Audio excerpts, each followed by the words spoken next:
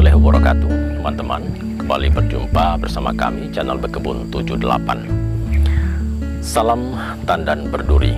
Dan bagi Anda yang baru menemukan channel ini, tentunya kami harapkan dapat mensubscribe channel ini apabila channel ini bermanfaat bagi Anda, tentunya untuk kemajuan channel ini ke depannya. Teman-teman, micin atau Ajinomoto yang biasa digunakan untuk bumbu dapur ternyata juga memiliki kandungan yang dapat bermanfaat untuk tanaman. Ibu-ibu rumah tangga kerap kali juga menggunakan micin ini untuk tanaman-tanaman di sekitar pekarangan mereka. Dan akhir-akhir ini micin juga digunakan untuk tanaman-tanaman keras seperti pada tanaman-tanaman sawit ini.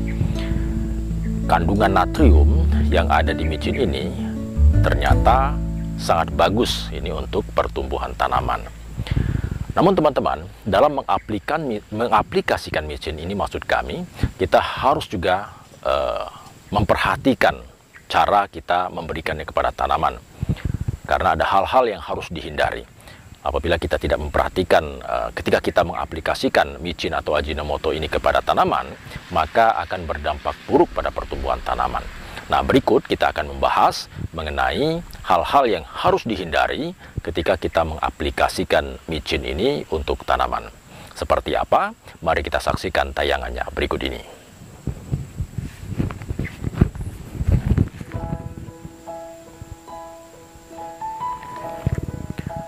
Jadi teman-teman, ada beberapa hal yang harus kita hindari ketika kita memberikan micin kepada tanaman. Seperti yang dikutip dari Alam Organik, hal yang pertama yang harus kita hindari adalah bagaimana kita tidak menaburkan langsung tanaman, atau maksud kami, kita jangan menaburkan langsung micin tersebut kepada tanaman. Kenapa hal ini perlu dihindari? Karena hal ini sangat berbahaya teman-teman. Karena micin yang ditaburkan langsung pada tanaman, itu akan mengalami oksidasi atau mengikat oksigen dan bereaksi negatif terhadap tanaman. Micin yang ditaburkan akan membuat tanaman bukannya tumbuh subur, malah sebaliknya. Perlahan-lahan akan meranggas dan kemungkinan besar bisa mati, teman-teman. Kemudian, untuk pemberian micin yang baik pada tanaman, sebaiknya micin dilarutkan terlebih dahulu. Ya, dimana kita larutkan kurang lebih 5-6 gram micin ke dalam 1 liter air. Kemudian kita aduk secara merata, baru kita siramkan kepada tanaman. Itu adalah salah satu yang tepat yang bisa kita lakukan untuk aplikasi micin yang sebaiknya tidak kita taburkan.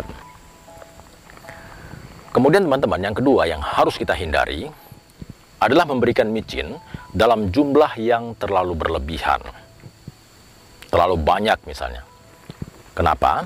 Karena pemberian micin yang terlalu banyak ini justru akan membuat tanaman mengalami keracunan.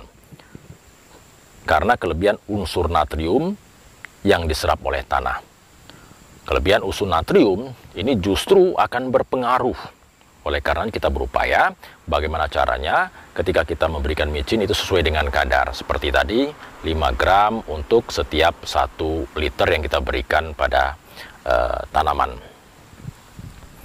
Kemudian yang ketiga teman-teman, kita jangan sampai memberikan micin ini terlalu sering. Terlalu sering memberi micin itu akan menimbulkan efek jenuh. Sesuatu yang kita terlalu banyak atau terlalu sering kita berikan, sudah pasti akan jenuh. Demikian juga dengan tanaman. Nah, ketika tanaman ini jenuh karena terlalu banyak diberikan micin, maka tanaman ini akan layu, bahkan bisa mati. Oleh karena itu, pemberian micin pada tanaman sebaiknya dilakukan dengan jarak atau interval waktu yang kurang lebih 1 minggu. Bahkan mungkin bisa 1 bulan. Tergantung kita. Jangan sampai terlalu dekat. Misalnya kita berikan hanya beberapa hari, sudah kita berikan lagi. Nah, ini akan menyebabkan overdosis atau kelebihan kandungan natrium tadi kepada tanaman. Dan yang keempat, teman-teman, pemberian micin dalam jangka waktu yang lama. Maksudnya ketika tanaman terlihat subur, sebaiknya ini kita hentikan pemberian micin. Sebab apabila kita terus-menerus memberikan micin, maka seperti tadi akan menimbulkan efek jenuh. Pada kasus lain, tanaman ini akan mengalami keguguran bunga karena berlebihan unsur natrium. Jadi maksudnya ketika tanaman itu sudah tampak subur, sudah tampak pertumbuhannya sudah bagus, maka sebaiknya kita hentikan untuk pemberian micin. Nah, yang kelima yang harus kita hindari teman-teman adalah menyemprotkan larutan micin pada bunga atau buah.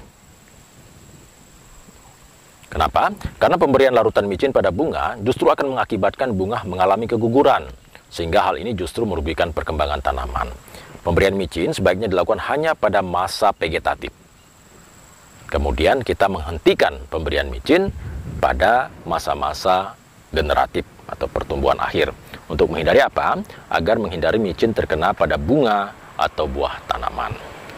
Jadi teman-teman, dengan kita memperhatikan hal-hal yang harus kita hindari pada saat kita memberikan micin pada tanaman ini, tentunya insya Allah akan berdampak positif terhadap pertumbuhan tanaman. Sehingga tanaman kita pun dapat tumbuh subur, menghasilkan buah yang baik, dan juga tentunya dapat produktif, yang sehingga akan bermanfaat bagi kita sebagai petani. Oleh karenanya kita harus perhatikan teman-teman, jangan sampai kita memberikan micin atau Ajinomoto tidak sesuai dengan aturannya, seperti yang dijelaskan tadi. Nah teman-teman, tadi sudah kita dengarkan penjelasan mengenai hal-hal yang harus kita hindari ketika kita mengaplikasikan micin atau Ajinomoto kepada tanaman. Tentunya hari ini benar-benar harus kita perhatikan. Kenapa ketika kita tidak memperhatikan hal-hal yang dihindari, maka tentunya pemberian micin dan Ajinomoto ini akan berdampak negatif terhadap pertumbuhan tanaman. Tentunya kita sebagai petani menginginkan agar tanaman kita tumbuh subur, tumbuh baik, dan menghasilkan buah dengan banyak. Itu yang kita harapkan. Oleh karena kita mudah-mudahan dapat memperhatikan apa-apa hal-hal yang dihindari tadi. Demikian teman-teman, semoga apa yang kami sampaikan tadi dapat bermanfaat bagi kita semua. Dan jika memang ini bermanfaat, tentunya kami mengharapkan bagi Anda yang belum mensubscribe channel Bekebun 78, kami harapkan untuk dapat mensubscribe demi kemajuan channel ini ke depan. Demikian teman-teman, terima kasih atas perhatian Anda. Salam tandan berduri. Wassalamualaikum warahmatullahi wabarakatuh.